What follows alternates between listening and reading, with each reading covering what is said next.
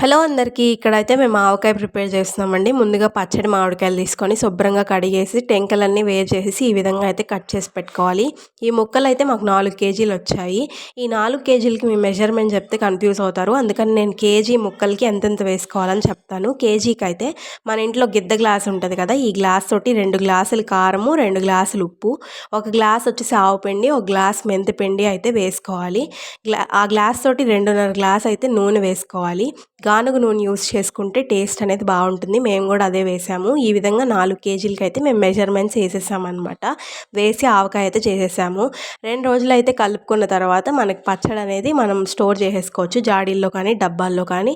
ఇందులో నూనె కొంచెం ఎక్కువ వేసుకొని మనం ఆ నూనె పక్కకు తీసి పెట్టుకొని ఆ నూనె చేపల కూర చేసుకున్నప్పుడల్లా 2 స్పూన్లు వేసుకుంటే కూర అనేది చాలా టేస్ట్గా ఉంటుంది.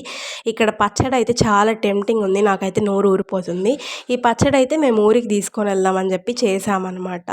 అక్క కోసమని. అక్కకి ఆవకాయ అంటే చాలా ఇష్టం. నేను మీకు తెల్లగడ్డల గురించి చెప్పలేదు కదా! మన ఇష్టము, ఆప్షనల్. ఎన్ని వేసుకున్నా బాగానే ఉంటాయి తెల్లగడ్డలు. నగులుతుంటే చాలా బాగుంటుంది పచ్చడిలో. మీరైతే సబ్స్క్రైబ్ చేసుకోండి.